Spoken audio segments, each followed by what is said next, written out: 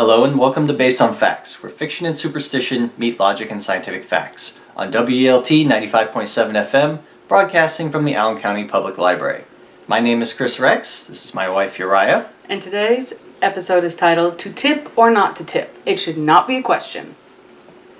It's a very good point. So we're kind of getting at this practice that is kind of ubiquitous here in the United States. A number of different industries, most notably food industries, have this kind of custom where you are expected to tip the person that's serving you the food based on kind of your satisfaction, level of satisfaction with their performance. This is something that's used to kind of keep the food prices down while encouraging good quality service by the wait staff. And so we're going to kind of analyze that today and look into how useful is it, and kind of see the value behind tipping, because as Uriah just so wonderfully stated, it shouldn't be a question of whether you should tip or shouldn't tip. More often than not, it should be a question of how much to tip. And then we're going to kind of go into the broader speculation as to whether tipping is even a valuable thing to have in culture, or should we just do away with it entirely. So we're going to kind of cover all those different areas along the way. Now the thing is that people, when they sit down to get their food, let's say at a restaurant, they're expected to tip around 10% if they don't feel like the service was quite up to par. It's kind of just a general guideline, a general rule, so to speak, if you don't feel like you were serviced very well. And of course you can go below that, and some people don't leave any tip at all. And we'll analyze that a little bit later. But in general, people tend to tip around 15%. That's kind of the standard that we consider. And then they tip 20% or more if they feel that the service is superb in some way. Well, it's interesting because this is a good general guideline for restaurants, but when we consider certain other food industries, let's say a sit-down buffet, you're serving yourself your food. And really the wait staff is only cleaning up dirty dishes off your table, maybe refilling your soda. They're essentially busboys. Right. And so we really don't feel the need to quite tip very much. In fact, the standard is about $1 to $2 per person at a buffet, and that's considered okay. If they give exceptional service, then maybe you can tip them 10%, or a little bit beyond that. But certainly buffet staff aren't expected to get much in tips. And I'll pause you there.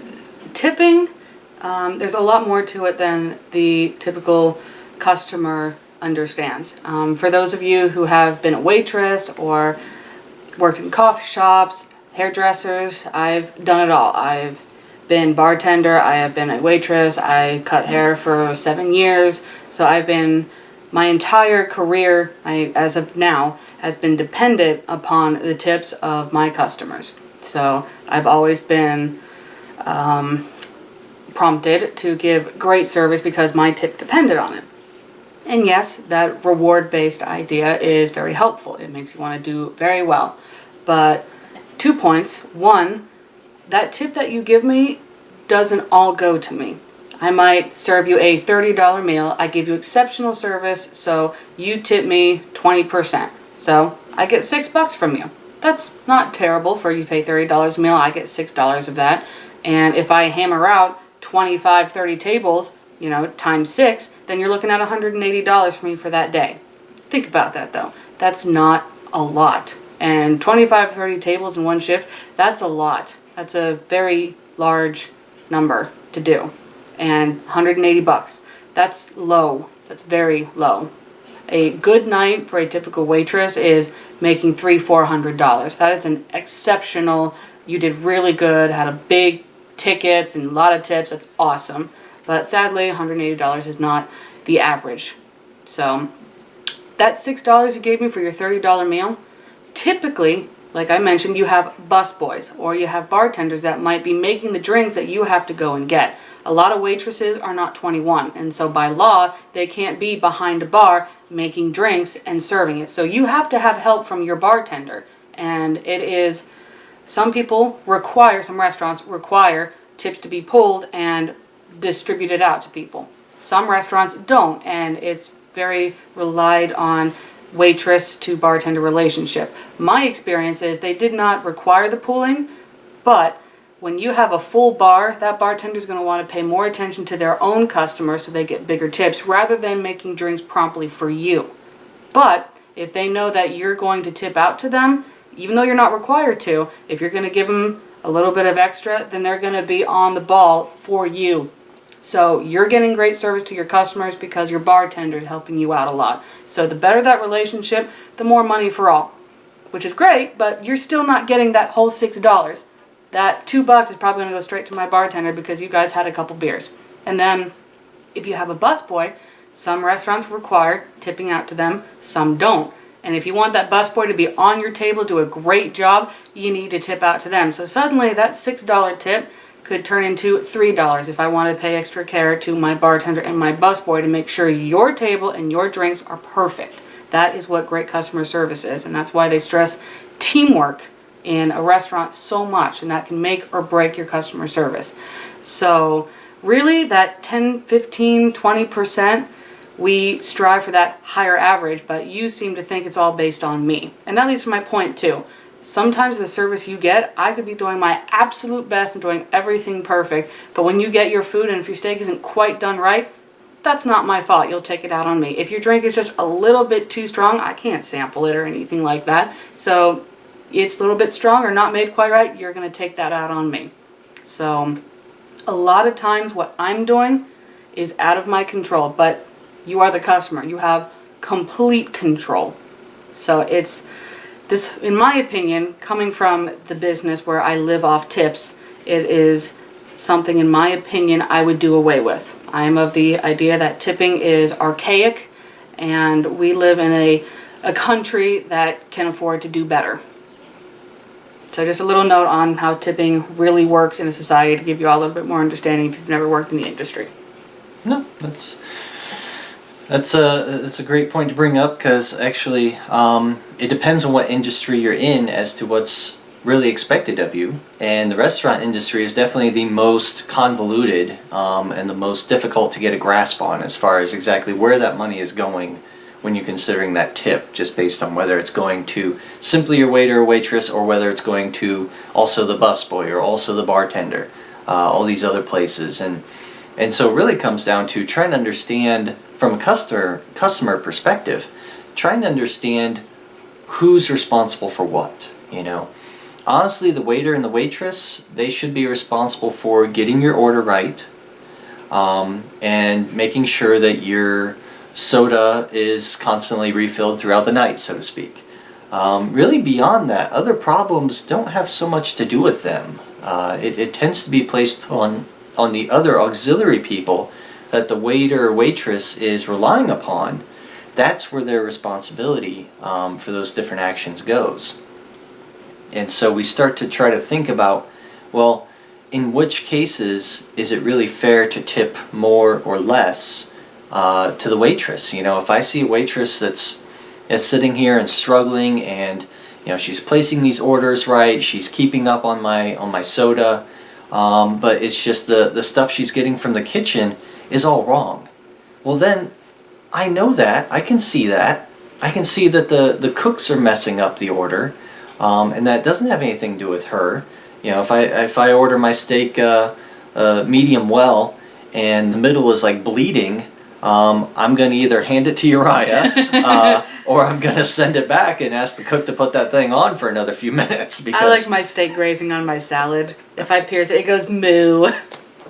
Right, so I can't handle that. I cannot handle blood in my steak, so to speak. So, but I know that. I realize that that's not the waiter or waitress's fault.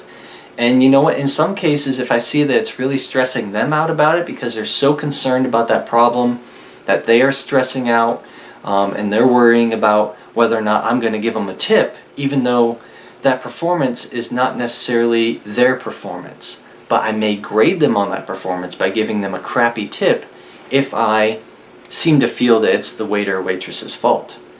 But in a number of cases, it's not their fault. but you know what? It'll still stress them out. And in those cases, I can see that, generally speaking, and I may actually be encouraged to give a better than average tip, just because I see that they're stressing out about it, and I want to help calm them down, because they're stressing about whether or not they're going to get a tip from this particular table, and I want to encourage them to continue performing at the level that they're performing, which I think is great. It's just other people down the line are not necessarily doing their jobs very well, and so I can see that. I try to compensate for that, because you know what? At the end of the day, these people, whether we're talking about waiters, waitresses, bartenders, they're just people at the end of the day, and it can kind of be difficult to see that sometimes when you get so frustrated at the food that you're being brought or whatever, the service that you're getting. It's hard to see them as people, but they really are just other people, just working a job, trying to get by on life. And you know what? We have to try to keep that in mind and be respectful of their needs. And be respectful of them completely. You go and you expect service. And with that word comes along servant. And it's amazing how you lose perspective of these people when you go in and you just have this, even subconsciously, you have this expectation to, sit down and they wait on you hand and foot. If you have something, you ask. Or if you want to be a little bit specific, you ask. And it's their job to do a great job and cater to your needs. But it's so hard to forget that they are also trying to do a job. They also are trying to make a living, that they have feelings, and that you have to be respectful. They are not your slave. They are not a servant. And this brings me to the point of the customer's always right. And when it comes to the service industry, we have that mindset because we use it to avoid yelling and violence and name calling, and we use it just to avoid making a scene. We just do our best to make them happy, not because we want to provide great service. We do, but we also just want to shut you up.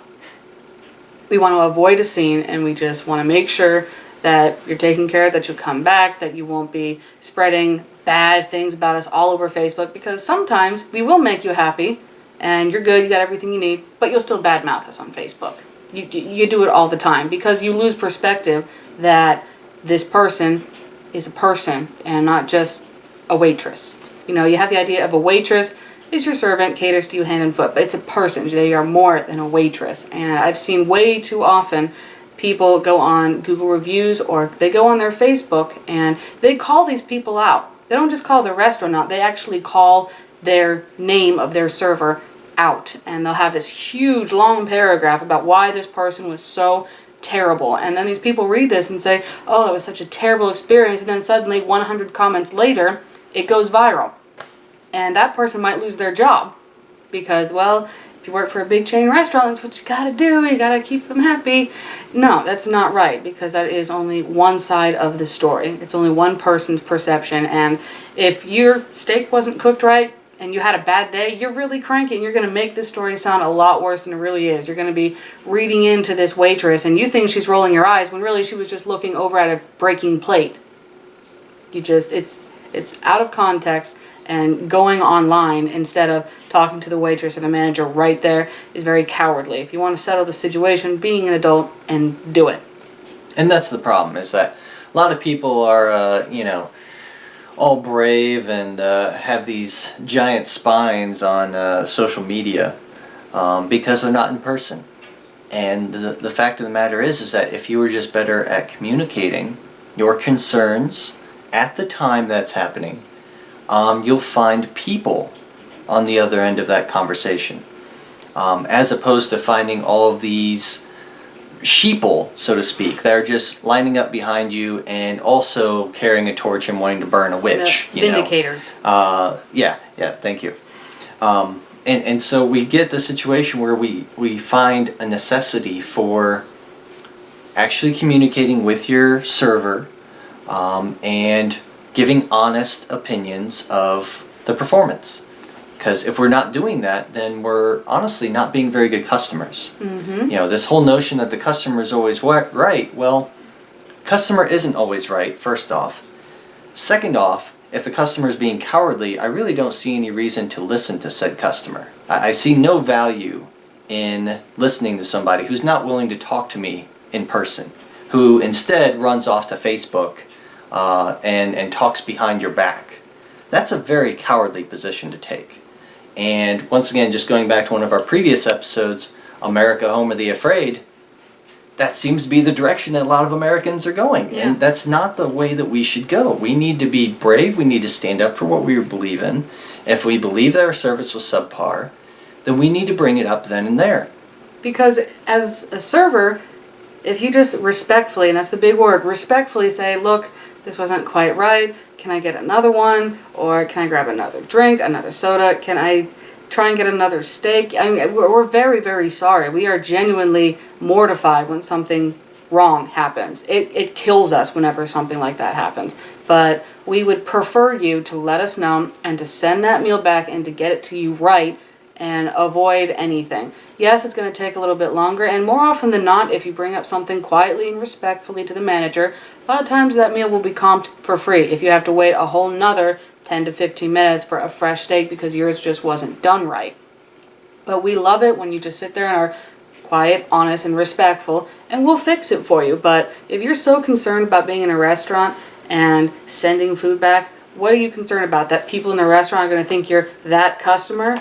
Well, if that's how you're going to behave and then rant about it later on Facebook, you are that customer. You're just not doing it in public. So all of this just goes back to just being respectful. There is a person there, and not just in the service, but being respectful when it comes to their tips, because we rely on our tips more than you know, and it's because people either tip the basic price or they tip subpar. That's when our income suffers. And we actually have a couple of statistics on just how much of a waitress's income is dependent upon tips. So typically, as a waitress or a bartender, there's a little bit of a difference. When you're bartending, you typically get minimum waitress wage. Funny how we have minimum wage and then we have minimum waitress wage. I hate that. But minimum waitress wage is like $2.35 minimum. And most of the time, bartenders will make that minimum or about $3 an hour. And we have a monster. Sorry about the banging. So basically, we have $2.35, $3. And when you have a waitress, sometimes they'll make a little bit more. And it can be lower end $2.35, depending on where you're at. Or then it'll jump up to maybe even $5. Now, the national average is $5. I've worked in a couple of different states, and the most I've ever made is $3 an hour. So, all depends on where you're at. All depends on what kind of restaurant you work at. So, think about that. Bartender, $2 to $3. Waitress, more often, I think $3 to $5 in my experience. But I guess the average being $5. Nice restaurants like $300 meals might pay a little bit more. I'm not sure. So, national average $5. And then, you tip 10%, 15%, you do all of that. But when you break down the income versus your hourly wage and your tips, we discovered that 25% of the entire income of a waitress comes from their tips. Think about that. We sit here and we stress, well, my tip pays for all of your waitress's bills. It changes the difference between eviction and whether they can eat, have a place under their head. Tips are very, very important. But now we realize that 25% of their income comes from tips. So how would you feel if you made $3 an hour and that was 75% of your income and the rest of it was your tips? That is very, very low. That's scary low. Even if you are making on the higher end of $5 an hour and then 25% is your tips, that's scary low. So that tip that you make really does matter. And so when we sit here and we have 10, 15, 25%, oh, it's appropriate for good or bad service, when really it's only 25% of my income, something needs to change. Because I don't want my income to be at the mercy of yours. You go out to eat and you have a great meal, but you've only got so much money in your bank account. Your service was good, it wasn't bad. They didn't make you laugh like your other server, but it was good service. You had a good meal, you had a good time. But this time, honestly, you're a little bit hurting, but you wanted to do something fun to lift your spirits, but you can only tip 8%. You shouldn't be going out to eat then. My income should not suffer based on your income. And that's, again, you lose respect for that other person. So when you go out, you need to make sure that you have not enough money, not just to eat and have a good time, but to make sure that you are paying your server what you should be paying. But again, that's why I think we need to do away with tipping, because we won't have to worry about that anymore. And it just blows my mind, how little a tip really does matter, and yet how much it does matter. Now, as an aside, these we've been kind of talking about here professions that really have tipping built into their wages. That's how we can pay them, $3 to $5 an hour, because tipping is built into their particular job description, essentially. So that's okay for them to be paid below minimum wage. There are other professions that are paid minimum wage, or around there, and they're kind of those professions that you may tip in certain circumstances. In other situations, you are actually also expected to tip, just maybe at a different rate. And so we think about things like coffee shops, where you're expected to put some money into a tip jar if you feel like your service was good or exceptional. But those workers actually earn minimum wage, so they don't need that tip per se. But it will certainly help them earn more than a minimum standard of living. So that's nice. That's great to be helping somebody rise above that. And again, just to let you know, that tip jar that is in a coffee shop, or maybe some restaurants that just have a fast food gourmet, like Chipotle. Chipotle is an example where they have a little tip jar. All of that is split evenly. So sometimes, I've worked for Chipotle before, sometimes it's only $25 at the end of the day for that. So yeah, there's about 4 or 5 of us, so woohoo, we get $5 extra. Yeah. Another profession that's not often discussed in these types of talks is Uriah's particular profession, actually. The profession of a hairdresser, yes. And hairdressers are interesting because commonly when I look up what you're expected to tip your hairdresser online, I see a very different figure than I have historically been tipping my hairdressers. I see a figure of around restaurant, what you would expect to pay a restaurant waitress or waiter. Now the thing is that inside a restaurant, your waiter or waitress is typically waiting on a number of different tables. Okay, and you may sit there for 30, maybe 40 minutes eating your meal, and then you leave. So that waiter or waitress gets that tip from you for 30 or 40 minutes of intermittent service. Hairdresser is not the same at all. Okay, you can have a session with a hairdresser that's 10 minutes, and then you can have sessions that stretch on for over an hour. 3 hours. There you go, 3 hours. And so you should expect a very different tipping situation for hairdressers because they can only work on one person at a time. And it's a very one-on-one, constant dialogue, talking, trying to make the interaction fun and pleasant, a lot of talking. It's very, very personable relationship between a hairdresser and her client. A lot of people, they only tell things to their hairdresser that they wouldn't tell anybody else. We are almost bartenders, we are almost therapists, because we have that special relationship, because we don't know anybody, most of the time. Families are a little different, but you can come and you can vent to us. We are an open ear and a closed mouth. Whatever you say to us is not going to get back to your friends, because we don't really, it's very rare that we find cross clients that know each other. And even so, we know better than to be talking behind other clients' back. So if I have a client and I also do her best friend's hair and they're fighting, I know better than to say what she said. I have to act like I don't even cut their hair unless they bring it up to my attention. Because if I try and get in the middle of that, I could lose both clients. You don't want to do that. You open ear, shut mouth. Yeah. Anyway, the point that I'm getting at is that when you have that level of intimate one-on-one interaction, you start to see a different tipping scale utilized. Okay, it's not very straightforward. It's a bit more convoluted than the restaurant tipping scale is concerned, because when you're dealing with a hairdresser, you're typically thinking of maybe a minimum tip of $3 for a haircut. Yeah. Does that sound about right? Now, I worked a lot in different salons. I've worked in barber shops, I've worked in full service salons, I've worked at, we call them mills, like Great Clips. Now, that's not a negative. It's just, it's very cheap and the service is quick.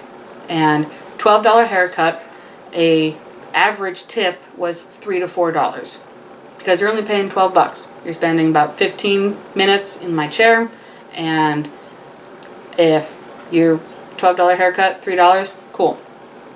Or if I did a great job, some people will tip me $5, and that's awesome. I like $5 tips. That made me skip a little bit, and that made me want to talk to you a little bit more. That made me want to be just a little bit better if I knew you were giving me a $5 tip. And then there were some people who had been going to that hairdresser for years and years and years, and they had that bond. They cut their kids' hair, they cut their aunt's hair. It's a family hairdresser. They get, $10. Holiday time, they have a little gift, a $20 tip. Merry Christmas. And funny thing, holiday time, tips are crap. They're not tipping more. That money's going to presents. You'll have a lot more customers because they're getting their holiday haircut, but no, the tips aren't higher. The tips are less, just to let you all know. But so we have this $3 or $4 a haircut kind of situation as kind of the bottom value, and it's only at that point that we start to implement percentages. So if you have a very complex haircut that you're trying to do, hair dyeing involved, perm involved, an updo involved, if you're trying to prepare for prom or something, that's when you can start tacking on hours worth of work, if I understand correctly. Yes. Basically, people still say that, you're going to have a complex thing done on your hair, just, tip 15 to 20%. And that's okay. But people are saying that, you have a $12, $15 haircut. Yeah, just, tip 20%, 15%, 10%, whatever. So, really? You pay $12 for a haircut and you want to tip me $1.20, 10%. If it was just one of those quick in and out, you just get one guard, shave it all off, and I give you $1. That's like, okay, thank you, but no thank you. I just spent a lot of intimate time making sure you look great. It's more than just, I quickly buzz it all off, get out of here. No, we're talking to you, we're making sure you have everything, and we're making sure everything is even. Just buzzing someone's head is a little bit harder than what you would expect. Just to let you know, there's more to it than just running your clippers all over the head and go. You get little strays, you got to make sure it's all done right. Clippers make lines. You have to make sure there's no lines in the head. There is a little bit of work and a little bit of an art to making sure it's right. So if you tip me $1 for trying to make sure that's right, come on, that's, to me, disrespectful. That's why, bare minimum for a $12 haircut should be like $3. But then we get into these services where you're spending $150 on your hair. You got it washed, you got it cut, you got it colored and blow dried. That can be up to $150 depending on where you go, how long your hair is. That's another thing. Long hair, it's going to be a lot more to dye your hair because we're using more color. That's why it's expensive. But you spend $150, then yes, a 15% tip is appropriate. That's fine. But for haircuts, you can't use that 10%, 12%, 15, 20. You can't use that because it's such a small amount and I spend so much time, it's not fair. So I would say that when you start hitting $50 and higher, then yes, please implement the 15 to 20%. I don't think 10% is fair. If I spend 3 hours on your hair, because generally if you're spending $150, $175, I'm spending about 2 hours on your hair because you have a lot of it, there's a lot to do. And it's not just about the dollar amount, it's the time. And if I've spent 3 hours on your hair, I think, personally, in my experience, that give them the 10% and then tack on $5 for every hour that they spent. So if you're spending 2 hours on hair and it's $150, give them the 10%, which is $15, but you spent 3 hours on their hair, so add another $15, $30. And I know to you that sounds like a lot, because, you just got your hair colored and I already spent $150 just to get it done. Why should I add an extra $30 just to tip you? That's a lot. It's because I spent 3 hours on your hair. 3 hours of my time directly on you. And I probably only work an 8-hour shift. Do you know how many haircuts I can whack out in 3 hours? I can tell you, it's 12. I can do 12 people in 3 hours if I have to. And I'm sorry, I could get $35 in tips out of that on the bare minimum scale. And yet you can't tip me the extra $15. I'm sorry, but it's time. You're paying not just for the service, but for the time it takes to do it, because you can't do it at home. Well, I don't recommend you doing it at home. You can really mess things up. Yeah, I've seen it. I've had to fix it. But yeah, so that brings us to the point that tipping is highly variable in a number of different situations. And so the question is, what's the average tipping rate? And when we look at restaurants, which are the ones that are most often consistently tipping, we see a figure of around 18.9%, which is a little higher than I expected. Yeah. I honestly didn't expect that high of a tip, but at the same time, we have a lot of restaurants that are very inexpensive that you pay $20 for a full English breakfast meal for 2 people. But then you also have restaurants where you're spending $350 for 2 people. So again, I think the scale of really expensive versus we have really cheap, I think that's what skews that, in my opinion. right. And that's definitely something to consider, because you have such variability in not only the restaurants, but in the locations, the cost of living. Yep. And also remember that 18% doesn't always just go to your server. That's broken down into tipping out to everyone else. So remember that 18% probably only ends up to be about 10 to 8% that your server sees. And if we break it down by category, just to kind of break down that statistic a little bit more, we see that about 82% of people tip anywhere from 15 to 20%. Okay, so majority of people seem to understand that tipping is an important thing, that these people are relying upon, and that's excellent. That's great. And actually a further 5% of people actually tip 20% or higher. So that's great too. But unfortunately, about 13% of people tip at the 10% or lower rate, which is basically to say either 10% or no tip. And I think that's a little unfortunate. That's a little bit higher than I would like to see, because there's a good chance that a number of those situations are not necessarily the server's fault, as we've discussed earlier. So that's a little unfortunate. But we're kind of getting around to this notion that tipping seems to be a little archaic in some ways. And so what happens if we try to get rid of that whole tipping situation? If we just try to build into the wages that these people are earning an actual living wage, and we just hike up the prices of the food to compensate. Okay, and a number of places have done this. Obviously, the U.S. is a little strange in that most of our restaurant businesses have tipping. But other countries, and we have some businesses here in America, they're trying to do away with tipping. And what they're doing is they're trying to bump up their food prices by about 20 or 25%, and trying to pay their waiters or waitresses, busboys, bartenders, trying to pay them actual appreciable living wages in the process. And we're seeing some mixed results with that. In some cases, we see a higher turnover rate when waiters or waitresses come into the job and they realize, hey, I'm not quite making as much as I was before. And so that begs the question, well, maybe we're just not bumping up the wages enough.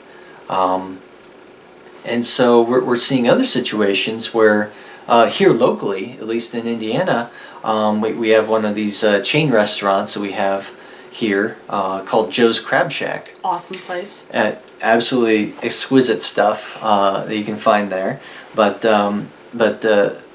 in November of last year, they actually took out tipping from the restaurants. Right? They removed tipping from a number of the restaurants and replaced it with, instead of paying their servers $2.13 an hour, okay, which once again gets at how minimal some of these waiters and waitresses earn. Yeah. They did away with that and instead started paying their waiters and waitresses $14 an hour.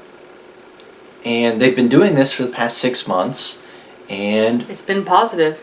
the results seem to be positive so far. Yeah, 6 months, and this place is still there. So it's not like they changed it and then, oh well, 1 quarter down the road they have to be shut down. No, it's been positive. Now, in their particular situation, they only had to raise prices by 15% to achieve that. And so that's starting to beg the question, well, maybe they are on the right track.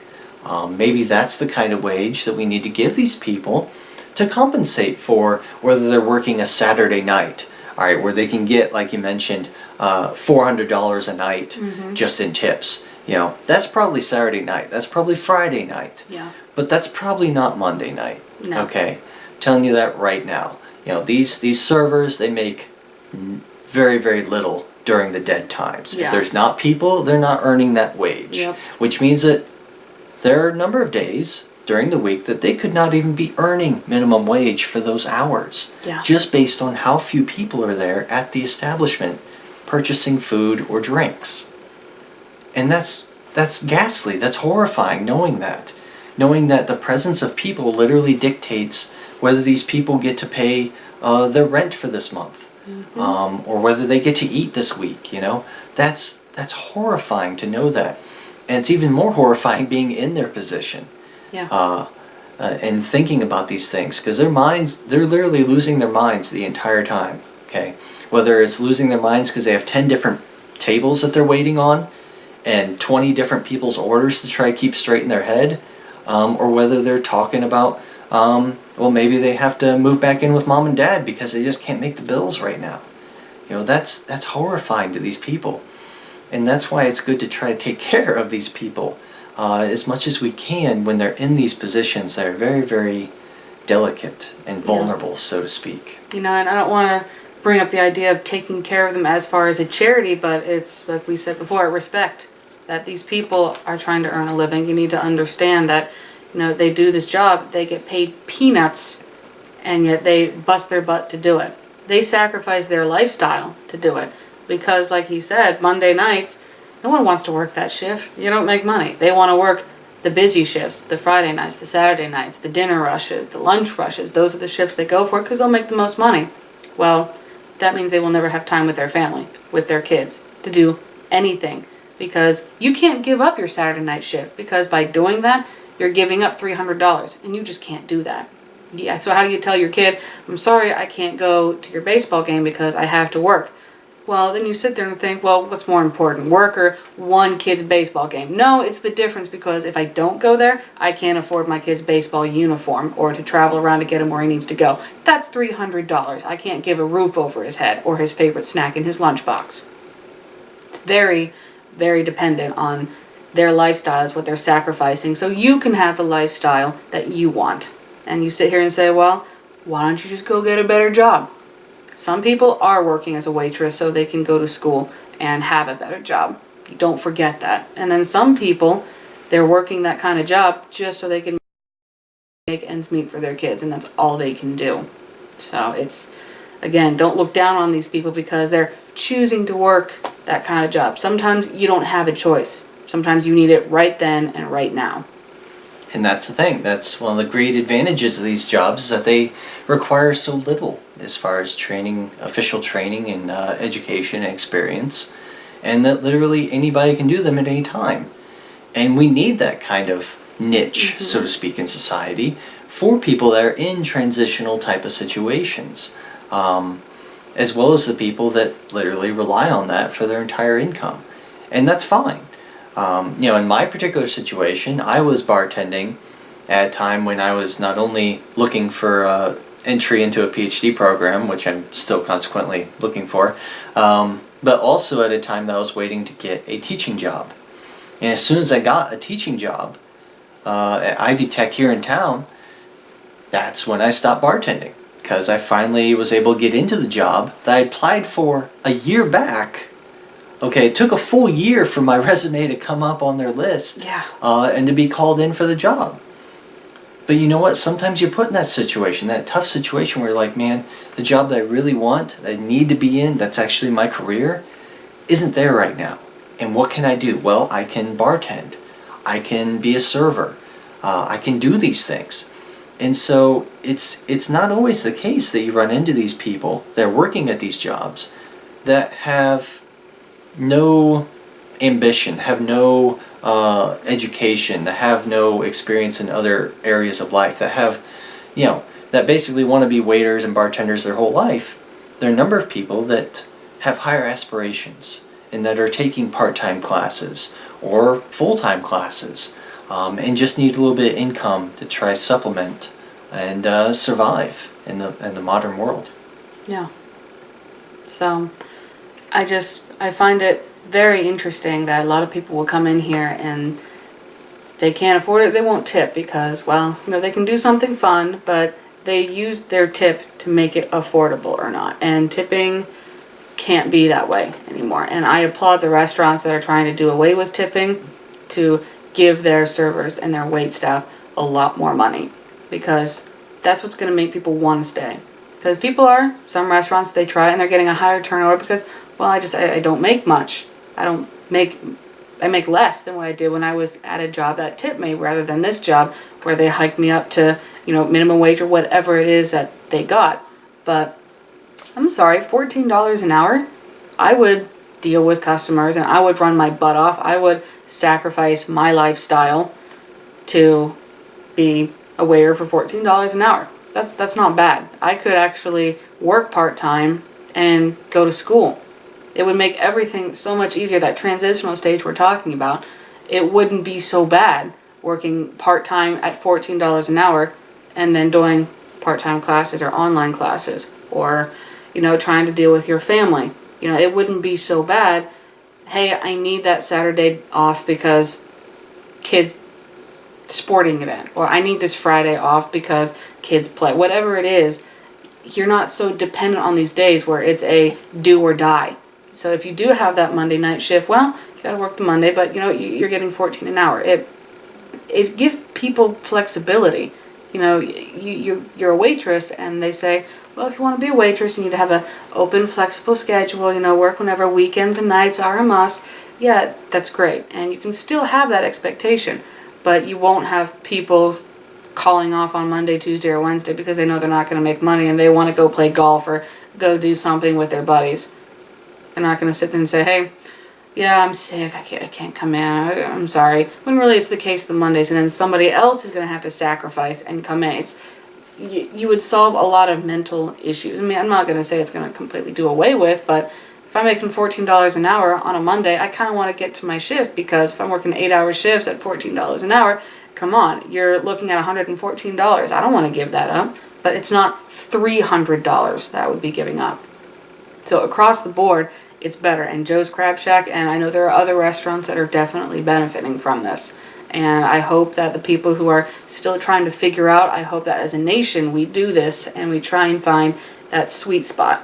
Because anyone who goes into a restaurant and doesn't tip at all because they don't think they should is not with the program. Or from a hairdresser standpoint, I would spend 20 minutes on a person's hair and it would look great. They were very happy. I had fun. And then what do?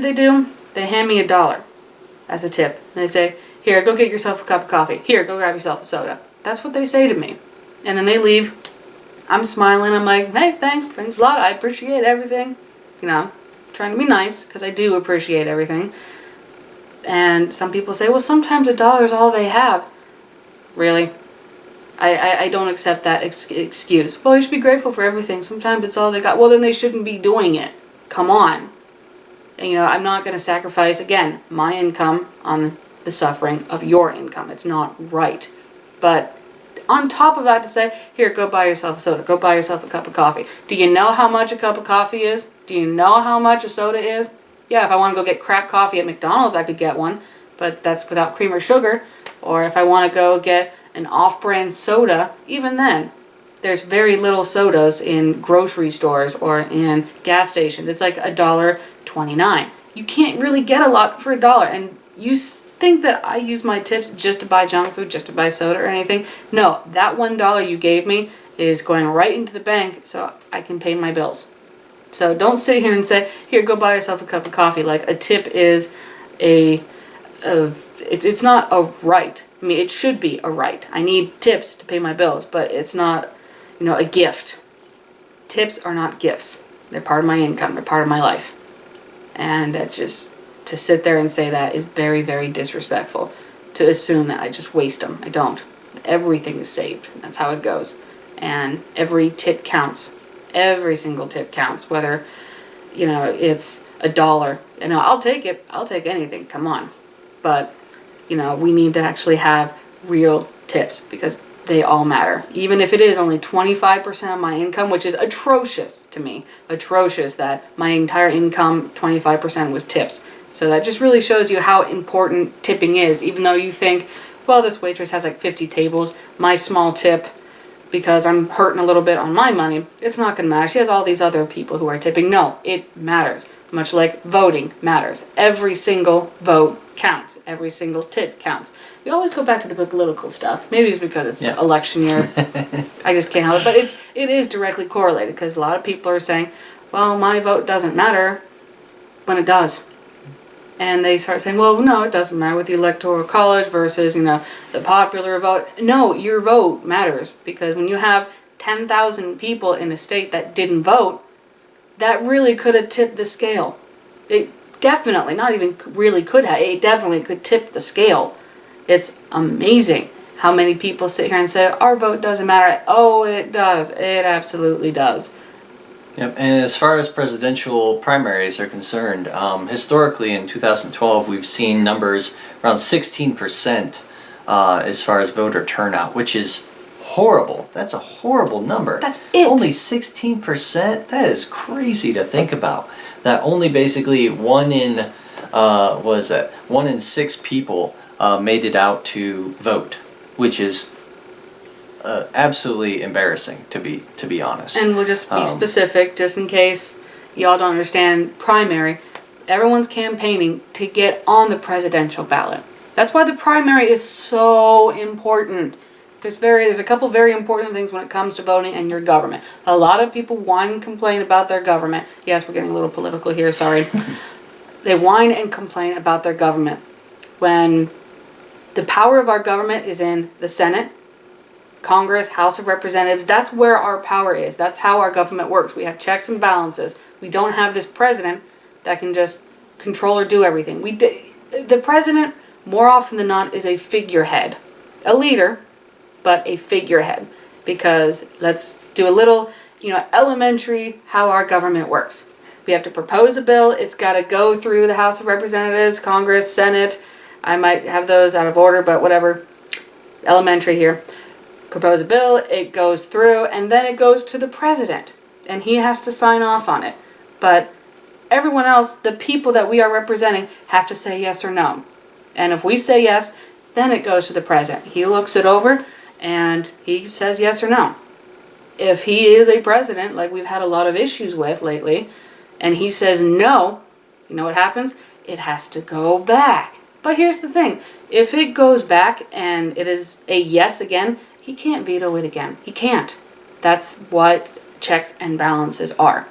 Now, if it goes back and people are suddenly thinking secondhand, well, he doesn't like it, maybe I need to take a second look at it, and it gets a no, then it gets thrown out or re-proposed again later. The president has that power, but again, he's a leader, he's an influence. But it's the people's power that we give our Senate and our Congress. That is what makes our government. That's what makes our laws. And if you want the government to change, if you really want your vote to matter, vote for your senators, vote for your congressmen, vote for your mayor, vote for your governors, vote for your local people. If you want change to happen, you need to be going regularly and finding out what's happening in your community. You don't like the schools, you don't like this road, you don't like this or that that's happening in your city, then go vote for it. You actually have a voice. And if you want Indiana to have this mindset, and if you want Indiana to be this way or go this direction on this issue or that issue, if you want Indiana's voice to be this voice, you need to vote for who's going to be your voice in Congress. How are you not understanding that? It's not all about the president. It's about who's in your seat, who is your voice. The president isn't your voice. The president is the voice of the United States. And that's when you start getting into foreign relations. But everyone says, we need to stop worrying about foreign policy. We have to take care of our own state. You know how you do that? That's in your Senate. That's in your Congress. That's not your president. The president is your leader in the world. And then everything else is your voice. So take care of your voice and you'll take care of your country. Now, fortunately, to be fair, people seem to understand this concept because although we were talking about in 2012 only 16% of people coming out and voting, in 2012 we also saw about 54% of people getting involved with the general elections. So they were actively coming out and electing the local leaders, even representatives and senators and things, and that's superb. I'm just appalled that that's even still a low number. Yeah, that's terrible. Just over half of the population is coming out and voting. That's extraordinary to me. Yeah. And once again, just to clarify, we're talking about people of voting age. They're registered voters. Yeah. Okay. That's crazy. I think that only half of them are coming out. All right, and that there's way less. Okay, less than a third of those people are then going on to vote for the president. Yeah. That's extraordinary to me. Because your primary picks who's going to be on the presidential ballot. Yeah. So all these people are campaigning and you say, well, I want Bernie Sanders to win, I want Ted Cruz to win, I want Trump to win, I want Hillary to win, whatever it is.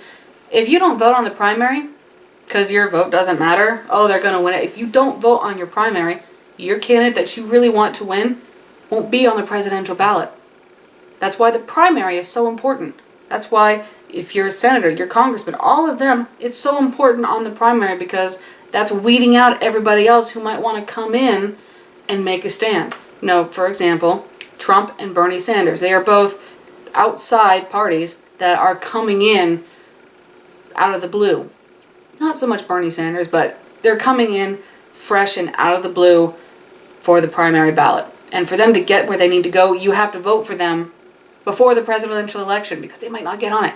Very important to start in the primary. Because if you don't vote in the primary, then you'll say, oh, well, now I don't want to vote for who's president because I don't like either of them. Well, did you like any of them that may have been on the primary ballot? Did you like any of those guys?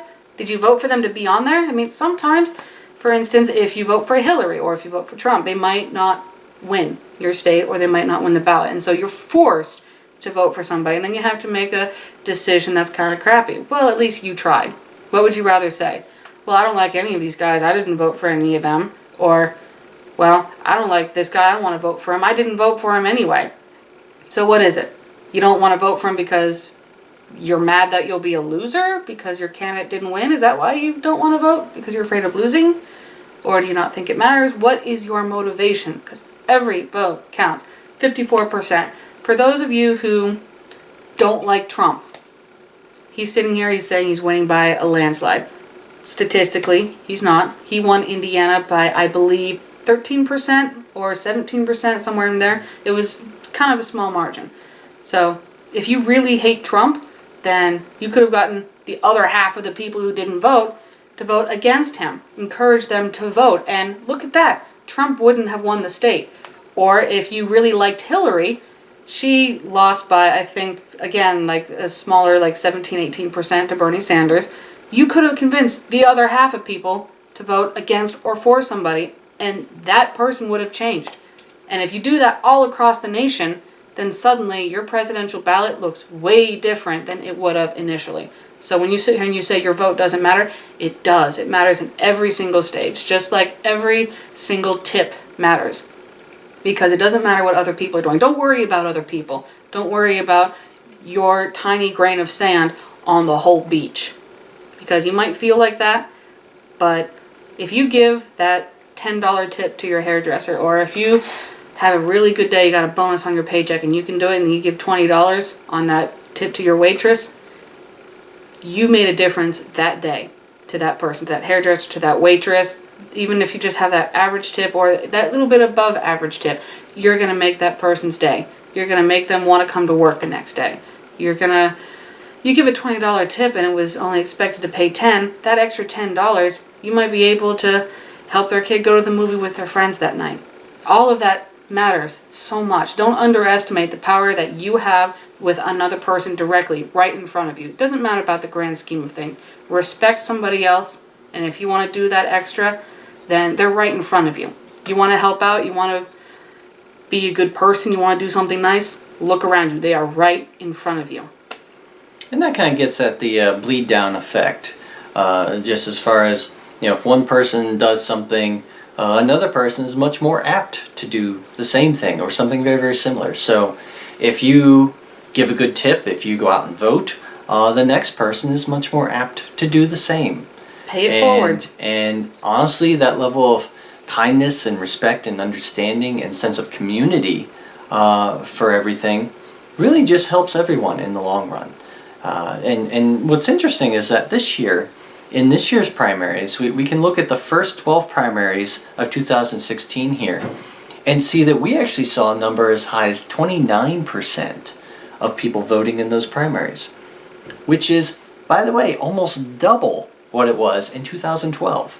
So that's extraordinary. Yeah. We got up to almost a third of the population. Woo, a third! So a third of the population, that's great, man. But we are still 2/3 of the way off from getting to a level that we're actually representing what every single person wants in these voting election type of situations. And that's unfortunate. We really want to have everyone put forth their voice and to have some sort of influence on the people that are governing our country or our state and local levels as well. So we're really looking to get more efforts on that playing field in order to get representation that is more respective of the population itself here in the U.S. and what people actually desire, because that's what being a democracy is all about, is being able to express yourself by having some sort of level playing field for everyone's opinions. And if everybody's sitting here griping that their opinion doesn't matter, well, it would if you just went out and voted. You used it. Right. And that's the same thing with the restaurant industry, like what we were just talking about. If you're unsatisfied with your food or your service, voice your opinion there on the spot. Otherwise, your voice really, honestly, to me, has minimal impact. I'm sorry, if you don't bring it up then and there at the restaurant and you decide to go on to Yelp or Google or whatever and gripe about it on YouTube, Facebook, and just gripe about it on your own, well, that's not only very cowardly, but that's not terribly productive. Okay, you're trying to physically harm the reputation of those people that you decide not to interact with anyway. Okay. Whereas when I was working as a bartender, I loved hearing feedback from my customers. Loved hearing what they would like to see done better, not only from me and my performance, but also from the establishment that I was working at. I had a very open mind, and I tried to communicate all of those thoughts to my manager, which at one point just so happened to be my wife. But together, we listen to each other. We listen to the customer, just like we need to listen to our nation. Yep. So, anyway, I think that about concludes this episode. My name is Chris, and this is Uriah once again.